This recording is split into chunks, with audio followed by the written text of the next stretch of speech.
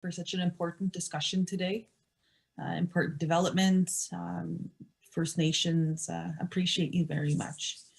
But for some of you many of you that don't know me, I haven't had the pleasure of meeting you in person yet. My name is Cindy Woodhouse, and I'm the Regional Chief for Manitoba for the Assembly of First Nations. I'm also the lead negotiator with dealing with Canada and with other parties for the 40 billion compensation agreement for child and family services, Jordan's principle and system reform. I'm coming to you live from Treaty 1 territory. I want to thank the Treaty 1 First Nations and many of the Manitoba First Nations for welcoming me to their traditional one treaty territory. Today, the Assembly of First Nations, we learned that the Government of Canada is seeking judicial review of the Canadian Human Rights Tribunal decision on October 25th. Concerning 20 billion in compensation for discrimination under the First Nations Child and Family Services and Jordan's Principle. My goal and the Assembly of First Nations remains, as it has been for the 15 years since we've launched this action, to ensure that our children and families are compensated as soon as possible for the discrimination that they had faced. The AFN will also seek a judicial review to ensure the rights of our children and families are fully respected in this process and that they receive the compensation that's due to them.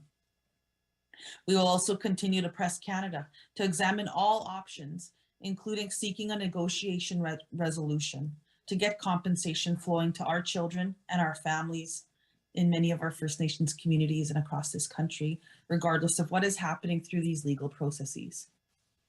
I remain hopeful that we can achieve these goals and give you my ongoing and complete commitment to safeguarding and advocating for the rights and interests of our children and First Nations families.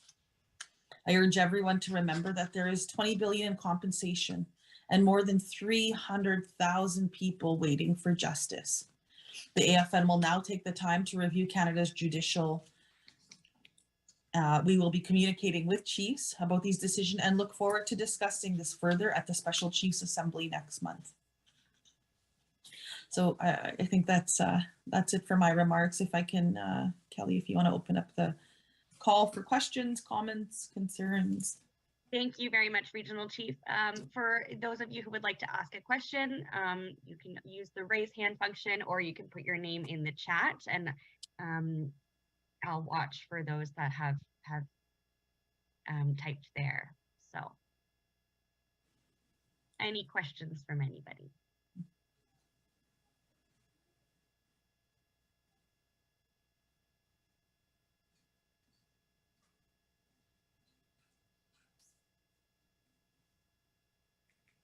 In that case, thank you. That was the quickest press conference ever. Oh, one question, Brett Forrester, CBC. Go ahead, Hello, Brett. yeah. I couldn't figure out how to raise my hand. Can you provide us maybe with a little sense of what type of deliberations went on that led the AFN to file a judicial review of its own? Well, certainly. I mean, I think that, like there was a deadline today and that we had to make a decision. And I know that the executive, we're looking at the best interest, of course. We have some issues with their remarks to the Assembly of First Nations, and so I know that we have to analyze those a lot closer once we get the full, once we get full comment on those details. As you know, that we just received part of the details on that, and we need to make sure that we're protecting ourselves and making sure that we're making the best interest of First Nations, making sure that that we look at this very closely and in great detail. And so we're looking forward for the full decision. And in the meantime, we're safeguarding ourselves. And just as a follow-up question, this case has already been going on for 15 years. There's already been quite a bit of litigation. What's your message to the families out there in First Nations communities who continue to now wait to see what happens? Well, every single day we're working really hard. We're trying to negotiate with other parties to make sure that our people and our First Nations get compensation. And I think that, if we have willing partners at the table, and I'm hoping that everybody wants to, I think there's one thing that's really clear is that I think everybody knows that these kids and their families, their parents, the children affected by Jordan's principal and their families, all these people, 300,000 people that are waiting for compensation. We need to get that money out to them as quickly as possible because they've been waiting for far too long. And I think that's if we stay the course that we're focused on these kids and the betterment of their lives, and I think that we'll all win. You know, AFN will win, First Nations will win, and especially more important is the people that we're fighting for, that they get justice and that they get compensated. And I know that compensation doesn't solve everything, but it's an acknowledgement of the wrongs that they have been through. They've been through too much for too long in many of their families broken apart. So we have to acknowledge that in this country, and we have to make sure that these families are compensated quickly and without delay and without people playing politics with them. Thank you, Regional Chief, and thank you, Brett. I guess anyone else with any questions, sort of a last call for questions. I don't see any hands or anyone in the chat, so Hi, sorry, it's Sharon Ryan with Windspeaker. I can't do the raise hand either. Okay, go ahead, Sherry. So, Regional Chief, I'm wondering, what are the timelines moving forward? What are we looking at for families having to wait even longer? Yeah, for sure. Well, it's not possible at this time, though, to determine how the legal process is going to play out. It could lead to a quicker resolution, or it could be tied up in the courts. So depending on the decision and how the different parties respond to it, I know that, you know, if we keep the best interest of the kids focus, that's the focus of it, is to get them compensated. And I think we can all agree on that. Hopefully it goes quickly. A follow-up, how are you feeling? Are you frustrated with what's happening now?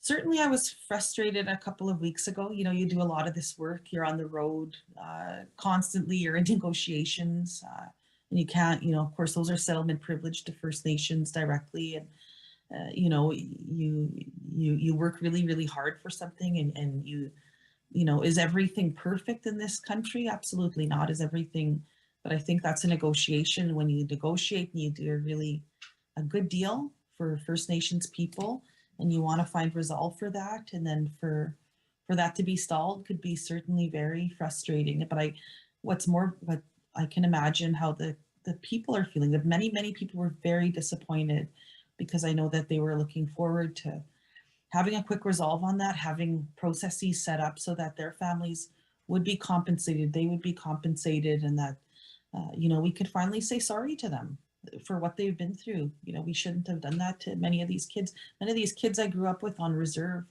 It was really hard to watch that. And, you know, I was, you know, some people were lucky to have families, and others weren't, and they weren't with their parents. And I can't imagine how those people are feeling. And so for me, I think thinking about how they would feel, we have to try and find a resolve for this as quickly as possible, and don't play politics with people. Thank you, Regional Chief. Thank you, Sherry, as well, for your question. Any final questions? If there's trouble with the raised hand function, you can go ahead and just speak, but I'm not seeing anything in the chat either. Thank you. Okay, so I guess we'll stop there. Thank you very much, Regional Chief. Take care. Thank you, everyone.